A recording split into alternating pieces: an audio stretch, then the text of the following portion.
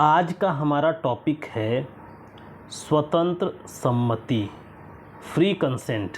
संविदा में स्वतंत्र सम्मति या फ्री कंसेंट का क्या महत्व है। देखिए, विधि द्वारा प्रवर्तनीय करार संविदा होता है और करार विधि द्वारा प्रवर्तनीय तभी होता है जब संविदा सक्षम पक्षकारों की स्वतंत्र सम्मति से विधिपूर्ण प्रतिफल के लिए विधिपूर्ण उद्देश्य से किए जाते हैं और जो इस अधिनियम द्वारा स्पष्ट रूप से शून्य घोषित नहीं किए गए हैं। अतः स्पष्ट है कि विधिमान्य संविदा के निर्माण के लिए पक्षकारों का स्वतंत्र सम्मति भी अनिवार्य है, आवश्यक है। कहने का मतलब ये है कि इसके पहले मैंने आपको बताया था संविदा क्या होती है। वहाँ मैंने आपको बताया था कि विधि द्वारा प्रवर्तनीय करार संविदा होता है। करार विधि द्वारा प्रवर्तनीय हो भी सकता है और करार विधि द्वारा प्रवर्तनीय नहीं भी हो सकता है। करार जब विधिक आभार का सृजन करता है तब वह प्रवर्तनीय होता है। करार जब विधिक आभार का सृजन नहीं करता तब वह प्रवर्तनीय नहीं होता। और करार विधिक आभार का सृजन तभी करेगा जब उसमें धारा 10 में बताई गई आवश्यक शर्तों की पूर्ति होती हो, और जब करार में धारा 10 की बताई गई आवश्यक शर्तों की पूर्ति होती है तो ऐसा करार में विधि द्वारा बल प्राप्त हो जाता है, ऐसा करार विधि द्वारा आबद्ध हो जाता है, ऐसा करार विधि द्वारा प्रवर्तनीय हो जाता है, और ऐसा करार जो विधि द्वारा प्रवर्तनीय हो जाता है वही संविदा होता है। तो इसका मतलब धारा 10 में दिया गया है करार को विधि द्वारा प्रवर्तनीय होने के लिए कई आवश्यक शर्तें हैं। उसमें एक आवश्यक शर्त यह भी है कि करार सक्षम पक्षकारों की स्वतंत्र सम्मति से विधिपूर्ण प्रतिफल के लिए विधिपूर्ण उद्देश्य से किए गए हों और साथ ही साथ इस अधिनियम द्वारा शून्य घोषित नहीं किए गए हैं। अगर ये सारी शर्तें पूरी होती हैं तो ऐसा करार संविदा होगा, ऐसा करार विधि द्वारा प्रवर्तनीय होगा, ऐसा करार विधि द्वारा आबद्ध करने वाला होगा, और ऐसा करार विधि द्वारा संविदा होगा तो उसमें संविदा का बल प्राप्त होगा, संविदा एक्ट उसमें लागू होगा। इसका मतलब ये है कि करार को विधि द्वारा प्रवर्तनीय होने के लिए सक्षम पक्षकार होने के साथ साथ ऐसा करार स्वतंत्र सम्मति से किया गया हो। यानी करार को संविदा होने के लिए एक आवश्यक तत्व तो यह भी है कि ऐसा करार स्वतंत्र सम्मति से किया गया हो, कि सम्मति ही नहीं हो, दो पक्षकार केवल सम्मत नहीं हुए हों, वह सम्मति स्वतंत्र सम्मति होनी चाहिए, वह सम्मति फ्री कंसेंट होनी चाहिए। आइए आगे देखते हैं। सम्मति की परिभाषा धारा 13 में दी गई है। मैंने बताया करार के लिए जो पक्षकार हैं वह स्वतंत्र सम्मत से होकर के करार किए हों। तो स्वतंत्र सम्मति का मतलब को समझने के पहले सम्मति को समझना होगा, कंसेंट को समझना होगा।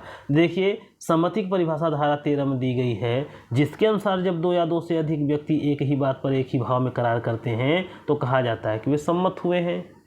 किंतु वैध संविदा के लिए निर्माण के लिए केवल सम्मति नहीं बल्कि सम्मति वो भी स्वतंत्र होनी चाहिए, यानी स्वतंत्र सम्मति की आवश्यकता होती है। और स्वतंत्र सम्मति को भारतीय संविदा अधिनियम की धारा 14 में परिभाषित किया गया है। धारा 14 में कहा गया है कि सम्मति स्वतंत्र तब होती है जब उसमें निम्नलिखित तत्व न हो। वो कौन कौन से तत्व हैं?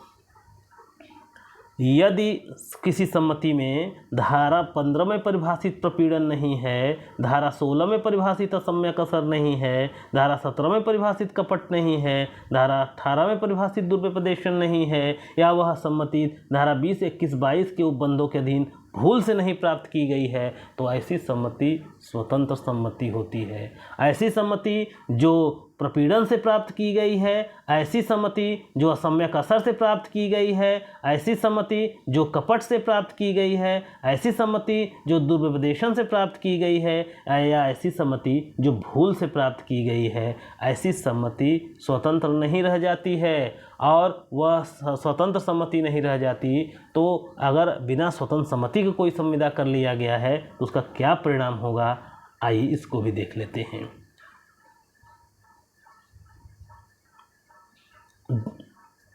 देखिए, यदि सम्मति उपरोक्त धाराओं, यानी जो धारा 15 से 22 तक में दिया गया है कि प्रपीड़न से अगर प्राप्त किया गया है, अगर वह असम्यक असर से प्राप्त किया गया है, अगर वह कपट से प्राप्त किया गया है, दुरुपदेशन से प्राप्त किया गया है, या यदि भूल से प्राप्त किया गया है, तो क्या होगा?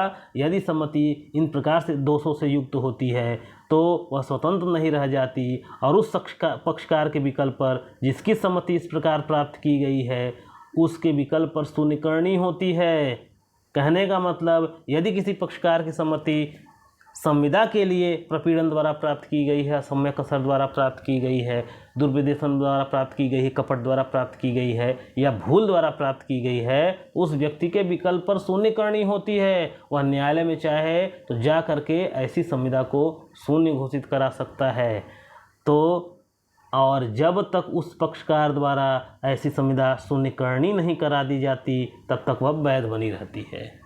अगर जीवन भर ऐसे पक्षकार ऐसी संविदा को शून्यकरणी न कराएं तो जीवन भर ऐसी संविदा वैध बनी रहेगी, या संविदा करने के कुछ ही क्षणों बाद उसको शून्यकरणी कराने के लिए मुकदमा कर दे और शून्यकरणी करा दे तो वह तुरंत शून्यकरणी, वह संविदा तुरंत क्या हो जाती है? अवैध हो जाती है। शून्यकरणी चुकी होती है तो शून्य हो जाती है। तो आपने देखा, यदि कोई सम्मति है वह स्वतंत्र नहीं है तो संविदा के लिए वह सम्मति नहीं मानी जाएगी। तो संविदा करने के लिए सम्मति होनी चाहिए, और ऐसी सम्मति स्वतंत्र होनी चाहिए, और सम्मति स्वतंत्र तब होती है जब वह प्रपीड़न से नहीं प्राप्त की गई है, वह असम्यक असर से नहीं प्राप्त की गई है, वह कपट से नहीं प्राप्त की गई है, वह दुर्विदेशन से नहीं प्राप्त की गई है, वह भूल से नहीं प्राप्त की गई है। यदि सम्मति इस प्रकार प्राप्त की गई है तो उस पक्षकार के विकल्प पर जिसकी सम्मति इस प्रकार प्राप्त की गई है ऐसी संविदा शून्य करनी होती है। धन्यवाद।